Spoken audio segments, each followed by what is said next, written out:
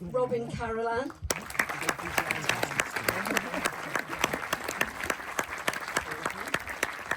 Head of the hair department, Suzanne Stokes-Munton.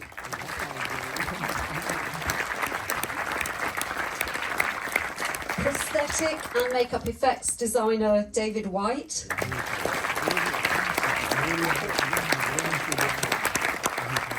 Visual effects supervisor, Angela Barson.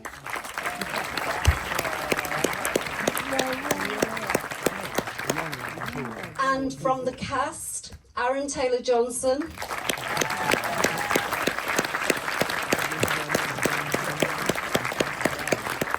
Emma Corrin. Willem Dafoe.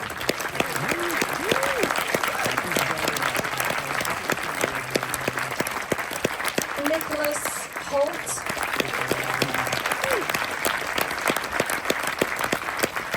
And Lily-Rose Depp.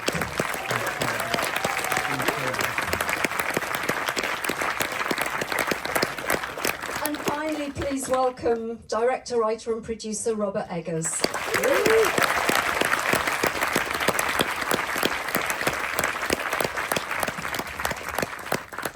Thank you all so much for being here, and thank you for the film. We were talking about it earlier, and I was saying how much I love the fact that this kind of blows the dust off the idea of Nosferatu, so thank you. I'd like to start with you, Robert, actually, if that's okay.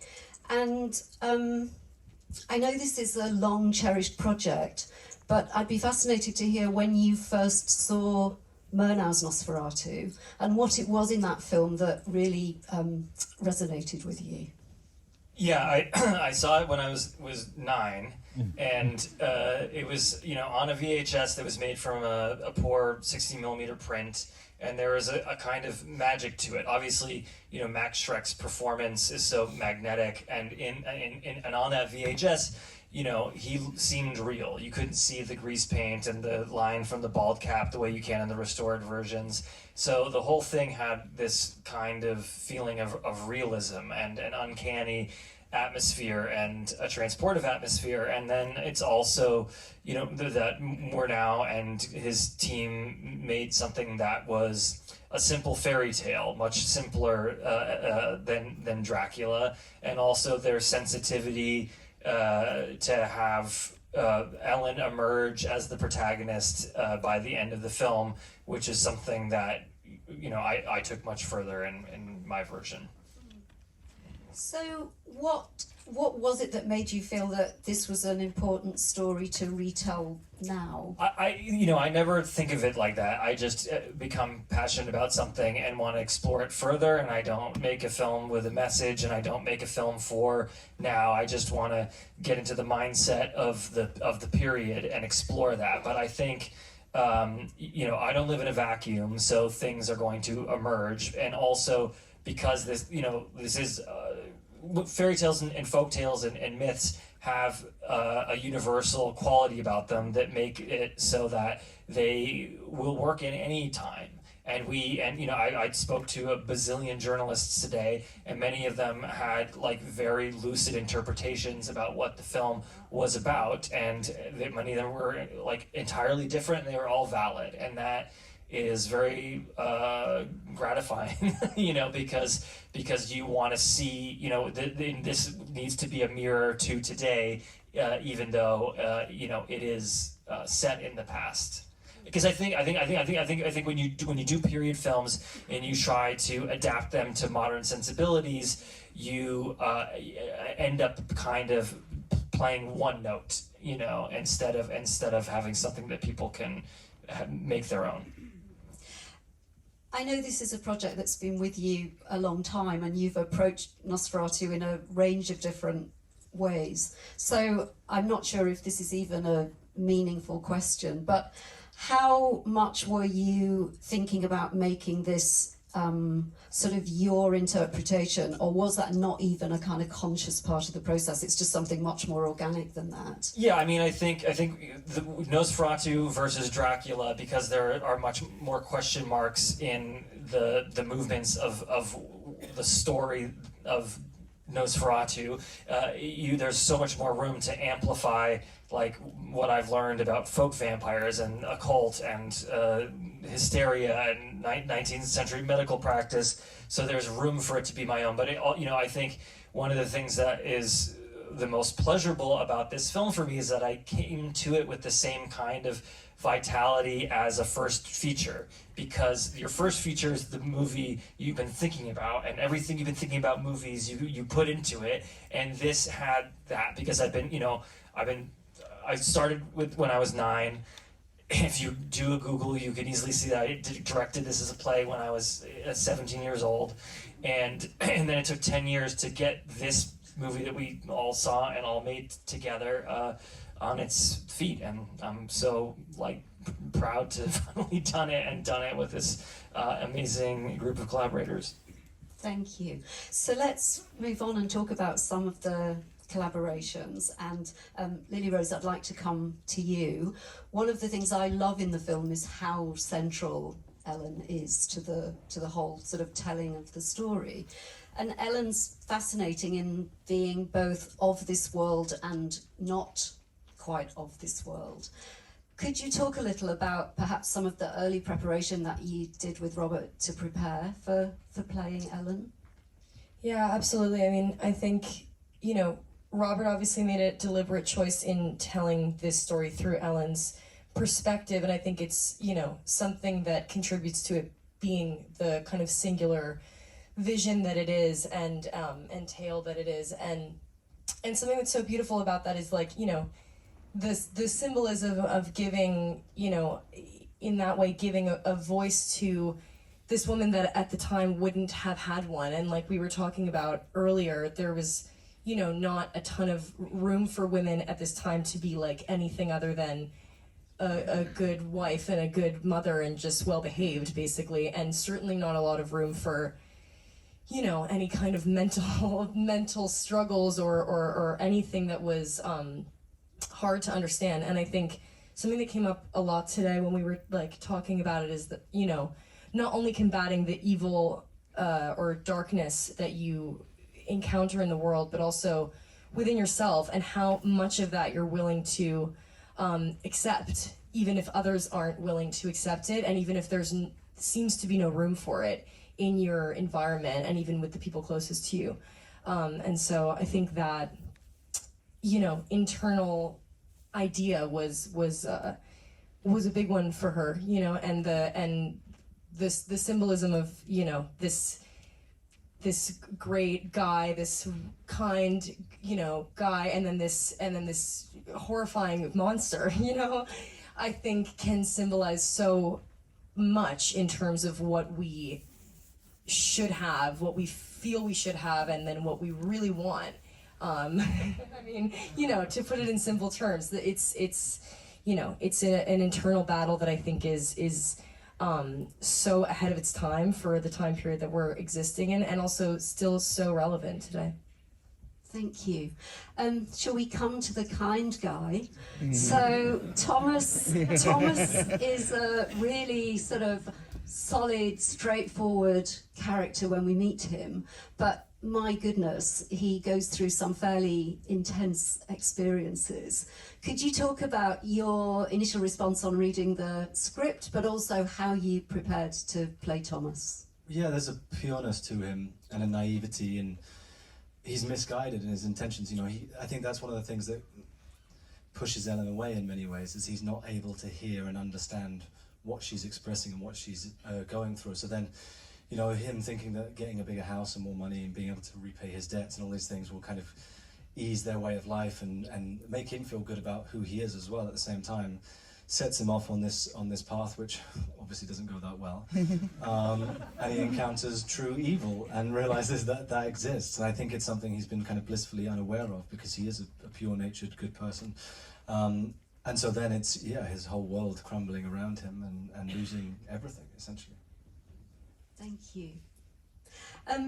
Willem, I think this is your third time working with Robert, and it's also not your first time acting in a Nosferatu-related project. Could you tell us what it I'm was? stuck. But what was it about this project and about the professor that drew you in? What do you want to know? How I approached it? Yeah, or just what it was about the professor in particular. Because one of the things that I was quite surprised about when I watched the film is actually how much humour there is in it. And I wonder if that balance of... Listen, he's a good character. He's an outsider, and he has a different point of view than almost everyone around him. And he comes into this thing, and I like his relationship with Ellen, because he recognizes something, and he's complicit in something, and at the same time he has two strategies about how to deal with this monster. And one is very practical, and one is a little more enlightened and surrendering to the fact that there is a dark side that no one seems to recognize. So it's a beautiful character. And to prepare for it, Robert gave me so much beautiful stuff to read to kind of approximate what he would be schooled in, what he'd be interested in. And I really enjoyed that, because anytime you dive into that kind of information, or you feel transformed, you feel changed, and that really opens the door to pretend or address other impulses and think other thoughts. So I always enjoy working with Robert, because he doesn't point to things. He really hits them head on and creates a world that really tells you what to do, and the pleasure is being in that world and having an experience. Thank you. Emma and Aaron, this is your first time working with Robert. Could you talk a little about how you found sort of entering into this Gothic world that's both, on the one hand, feels very authentic to the period, but is also supernatural? How did you find it? I think it's kind of interesting, because if you look at the original 1921 version, there is a ship merchant, but there's no real, the Hardings feels like it's very much that added piece that Robert brought to this story, and gave it this very fleshed out real part of the world, and they feel like very sort of stable, relatable characters that are very sort of traditional and religious in their thinking, and my character's very rational.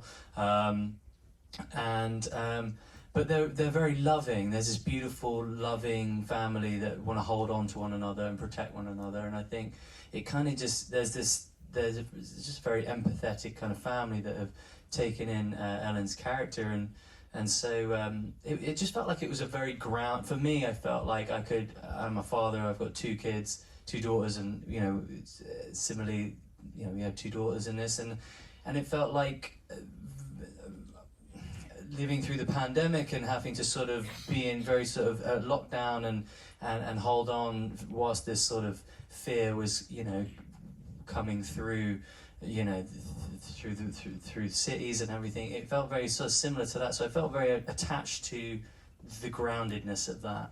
How did you film it? Thank you, put that beautifully. I'm trying to think what to add. I think I was surprised when I read the script of what I knew from Nosferatu and the folklore and myth, and as you said, the darkness and supernatural nature of the events that unfold, and actually how much this story focuses on actually sort of relationships and the things that they come up against, your relationship with yourself and your mental health, your relationship with your husband or wife. And I think that the Hardings, they are this pillar of the nuclear family and everything that is expected from a married couple of their status in that world at that time, and then everything that they have to sort of come to realize and are confronted with in the way the world actually works and the things that are hidden and dark in the world, and you sort of have to have that lightness to then explore the darkness. So I guess that was their function. Thank you. Robert and David, can we talk a little bit about creating Orlok? And in particular, I'm fascinated about that sense of whether there were particular references that you were drawing on, whether there was anything, I mean, obviously we have them in our film, but were there kind of real life references? What were you, what were your conversations when you were thinking about how Orlok would look and sound? Robert, maybe you could start, and then David could talk about it from his perspective. Sure. You know, I basically I wanted Orlok to be a folk vampire, which basically means he is, you know, a corpse, and that's the end of the story. So what would a dead Transylvanian nobleman look like? And so that suggested the costume of the, you know, this wealthy Hungarian costume from the 16th century, the insane hat and the cloak and everything. And then, you know, the voice was, you know, he worked with an opera coach to lower his voice an octave, and the voice and the way he looked was very much something that I had in my mind for a long time, and I did a digital painting that's very similar. But then, of course, you know, David took things much further, and as any great collaboration, like, you know, takes my ideas to a place in which I couldn't have, you know, imagined.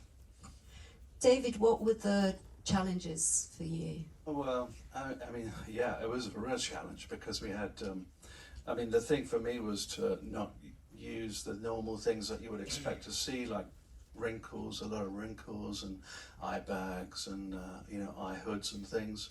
All those are removed, so it's really Bill, you know, it's very, very thin around those areas. Which I thought was really important. If you notice, he hasn't got any eyebrows either. I said to her, so, do you want eyebrows? Or no. Okay, but I actually tried them, and it's just not right. You know, there's something really quite sort of, I don't know, off-world about him, and timeless and ageless without those, you know, normal sort of things. So yeah, and we also had the issue with the decay, which, you know, is all on the back of his head and then moves forward, and how far does that come? I remember the conversations about how far do you want to see it, how far can you take it before it's a reveal. So there's a very interesting kind of dynamic there in doing the sculpts, where I would, you know, pull the light forward and see what we could get away with and what we couldn't, and it was very, very interesting, you know. And that whole idea of him lying in a sarcophagus, which is terrific, because that means his entire underside of his body's going to be like this too. You know what I mean? It's like your mind goes, oh my God, you know. And let alone when you, and also when you see the Max Schreck version where he's climbing the stairs and the silhouette, it's like, oh my God, he's going to have a shape to him, which has that kind of haunch kind of. So it was very exciting, you know, the opportunities and everything. It's terrific, yeah. But anyway, and it is, you know, it's a departure from Shrek, but there are some things, the shape of the skull, the hunch, the fingers, you know, and one really clever thing that David came up with was to have his ears rotten so that they would go into a point, so that we, you know, we could again nod to Shrek, but still keep him human. He's a dead human, not you know, a creature. Yeah, yeah. Thank you, Suzanne. Thinking about character and performance, I'd like to hear about your contribution, and particularly, again, that idea of how you approach designing hair that feels true to the period, but also gives us that sense of, just ask if there's anyone in the cast who might talk a bit about what it was like acting with Bill Skarsgård in full sort of prosthetics. And this may be absolute nonsense, but I had heard that you were kind of asked not to really interact with him when he was in full prosthetics. Is that? I asked him not to interact with them, but I also did. I know he felt very isolated on it, and so I was like, you can be yourself on the weekends and have fun, and you know. But you know, you're the contemporary of these actors, you know, and so if it, you know, and so if it's too comfortable, then I feel like you might lose something. However, you know, Bill also knew that had the sense to not always listen to everything that I said, and found times to be like jovial with Nick when the mood was too heavy, or too hot and heavy. Even that sounds like that might have been quite uncomfortable, to be honest. It was very nice. But yeah, I mean, about his performance. First of all, it's incredible how much he transforms in that role. I remember Lily and I were doing rehearsals. The first time we heard his voice, Rob had a recording of him on his phone, and even though it was just playing through your phone, it kind of filled the whole room. And I think everything, you know, you were discussing with the costume and makeup and everything, and then how Rob and Bill kind of, you know, steeped that character with so much history to make it feel 100% authentic. So then when you were in dimly lit rooms and in castles and caverns with him, it felt so real what he was portraying, that's what made it scary. But Bill was very nice on the weekend.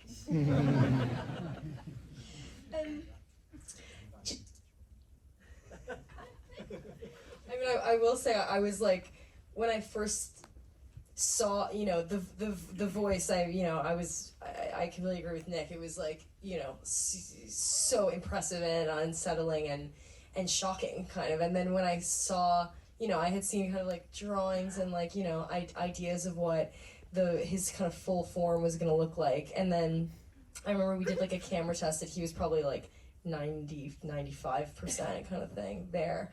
And I remember thinking, like, this is more scary than I could have ever imagined. And like, I was talking about, like, earlier, there was a scene, it was the last scene that was, you know, it was, like, a very technical scene, and there was, you know, a lot to be kind of fleshed out, and we did it for a while. And which is great. And I, yeah, but you know, you gotta do it. And, you know, when there's something like hypnotic about doing like a scene that many times, even less times than that. It's like, you know, there's like a hypnotizing thing about it when you're doing the same thing over and over again, but trying to do it better. And like, you know, you're in this kind of whirlpool of like this one moment. And I remember like one moment where I was like, Bill is like right here, whatever, we're like preparing for this. And I remember like I wasn't looking at him, but I could see him in my peripheral. I remember thinking like, this feels like a nightmare, like a real life nightmare, because I can just feel this monster just right there. Yeah, but he's, you know, incredible in the film. It's like, you know, an insane performance. Thank you. Jarin, you're one of the long-term collaborators with Robert, including shooting all of his feature films so far. With Nosferatu, were there particular challenges or areas that you were excited to explore in terms of your own work? I mean, we try to make each film its own world, you know. So there's a little bit of, you know, we kind of went from The Witch, and if I watch that now, it's a little bit, because I watched it recently and it was kind of shocking how that looked, and then The Lighthouse is quite different again, and you know, it's kind of like a snapshot of where you are as a artist, I suppose.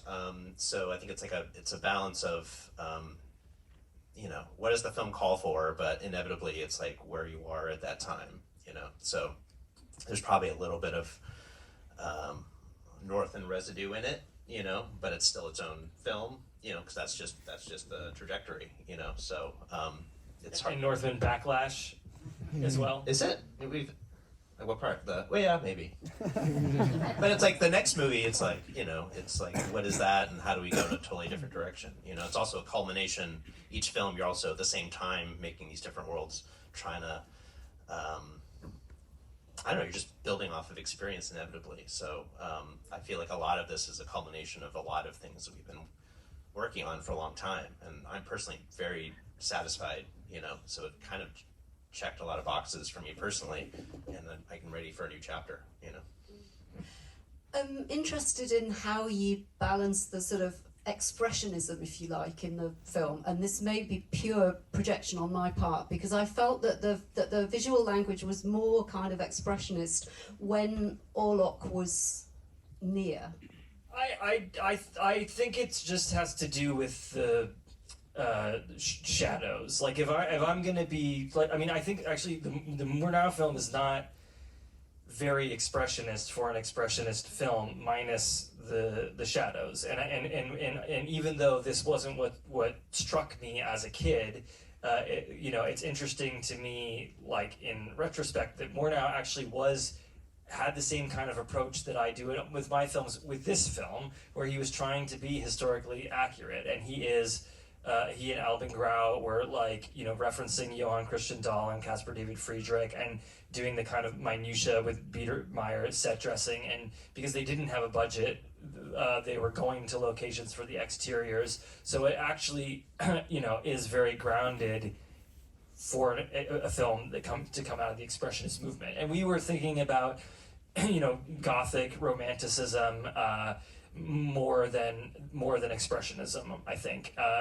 And I think where there is anything that is like stylized, it comes out of just the fact that there is a lot of careful blocking. But it's also interesting that some people often talk about the big performances or the performances being stylized, but I think they're very naturalistic. I mean, if you are being chased by a vampire, you're not going to seem like you're in a mumblecore movie, Like, if you're possessed, you're not going to be very subtle, So it's just, that's one of the things I love about this genre is you can explore these, like, super heightened states of emotion. And you were working with a large set build, I think 60 sets or so. Jarin, what did that mean in terms of your work? Lots of control, I guess. Yeah, it was perfect. I mean, you're like in the office thumbnailing a scene, and then it's like, oh, does this work? Well, let's just go to the build. Let's just walk down there, and where can I put the light? And if it's not too late, let's move a window. Let's tweak a doorway. Like when Nick comes up to the vampire the first time, I mean, how many times do we move that goddamn doorway? To make a straight line with the camera. I mean, there's all kinds of stuff like that where it's like really. Just getting everyone on the same page of a movie is a two-dimensional experience, and it's and the camera's oppressive, and that's intentional. I'm sorry, but it's like a way of blocking where I think you feel when the camera kind of does its thing, and and it's going to pan when it's going to pan in the castle. It's going to show you the doorway separate from the character. It's kind of this otherly, omnipotent, omniscient thing, and hopefully you feel that. And it also required walls that would often like move, a lot of saws. move in during takes, and come back together, or if we didn't plan it carefully enough, then the sawzall comes to tear the set apart. Yeah, we blew that bedroom up a lot, because it's like we're lighting from the windows all the time, because it's like Rob wants it period accurate as far as the setting, but in that same spirit, I want the lighting to be believable. So I'm always lighting from windows, which can be tedious if you have a shot that's going 270, looking in the windows, looking, all kinds of light. So there's like all kinds of things moving, and sometimes there's a camera shot, and you got to just tear the set apart and move a window over. Thank you. Whilst we're talking about the visual style of the film, can we talk a little about the visual effects and perhaps the sort of use of both practical and digital effects and the combination of those in terms of creating that sense of supernatural? Yeah, I mean, working with Rob and Jarin, they would love to do everything practically. So that's always the aim. So if there's a practical solution, that's absolutely the way we go. Obviously, it can't always happen. But what second film I've done with them, and what I've learned from the first one and coming into this, is when you read the script, everything you think might be visual effects is practical, and then all the stuff you thought was practical will be visual effects. So you slowly get into their minds, which are quite a scary place to be. So you can second guess everything. But it's so important. From what they were just talking about, they want the sets to be real, they want the lighting to be real, they want the visual effects to be real. They've got a very specific style. You can't just do what happens on most films when you finish filming and you wave goodbye to your cinematographer and you carry on with post. That does not work with them. So Jarin was so involved throughout post. I mean, right from the start, coming in, talking to the artists, full CG shots, he would come into the office and we would talk about, right, if you could have shot this, how would you have lit it? You know, where would your light sources have been? How would you do that? And explaining that to not just me, but the artists who were key in that. It's such a nice process. It's like every film should do this. It really is the way to do it and to get the best results. And you know, he came back in throughout the process. We did early sessions in the DI to look at the grade, because all of that affects the final product. And we did not want to be doing that typical thing where the last few weeks of DI you're scrambling around making changes, because that doesn't give you the best results. So it was really well planned. I mean, you're right from the start planning everything, you know, as much as you can, deciding what's going to be real and what's not. You know, lots of talks with production designer, with Craig, with Jarin, Rob, everybody. That's, I mean, one of the beauties of this one as well is that all that was basically 98% real. And obviously when I read that on the page, I'm thinking, well, that's us, but I'm thinking I'll probably get the credit, but it is all David. So it's actually a really nice collaborative experience, but you have to throw yourself into it. You have to understand where they're coming from all the time to deliver what they want. I have to say the support we had to do all these crazy things was really incredible.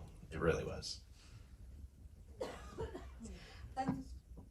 Robin, finally. You've created this incredibly rich score. One of the themes that we are kind of returning to is that idea of kind of authenticity and being kind of true to the period. What did that mean for you in terms of writing a score that respects that, but also perhaps kind of works with a more contemporary horror sensibility? I mean, you know, with this one, it wasn't too difficult in terms of research compared to the Northman, where, you know, it was set 1,000 years ago, and there are a lot of different views about what Viking music would have been. So this one, being 1800s, was a lot more straightforward. But I obviously kind of immersed myself in the era, and you know, a lot of it was very lush, and there was a lot of romanticism. And I think you know, one of the things that I was really excited about with this score was, obviously it's a horror film to a certain degree, so you have to have those elements. You know, the score has to work as a horror score, otherwise, you know, the film probably doesn't really work. But I was really excited to kind of lean into that romanticism of the era, because it meant that I could really you know, focus in on the tragedy and the melancholy of the story, which in a lot of respects was the thing I was most interested in. Also, you know, I was coming off the back of the Northman, which is a really rough, raw score, and I think I just quite enjoyed making music that didn't sound like 50 men barking at one another. So I definitely enjoyed the romanticism, but yeah, at the same time, I mean, obviously, you know, Rob is really obsessed with, you know, everything being period correct. So, you know, I can't lean into using electronic sounds or, you know, samples. And but what Rob's also really good about when it comes to the scores is allowing me the time to sort of experiment with these, you know, pretty traditional instruments, and basically let me figure out how can I make this ridiculous, disgusting sound, or, you know, like, I mean, I had a cellist, I spent a day with a cellist, and I basically said to him, can you play your cello as if someone's having like a fit, like a sleep apnea fit? And like, you know, the fact that I'm allowed to do that is quite amazing. So I don't think you, as a composer, would get the opportunity to do that much. So yeah, I think, you know, it was a good time. Thank you. I'm so sorry, but we have to draw things to a close. I feel like there's lots more that we could talk about, but it's such a privilege to hear you all talk so brilliantly and beautifully about this amazing work that you've done. Thank you so much for being here. Thank you.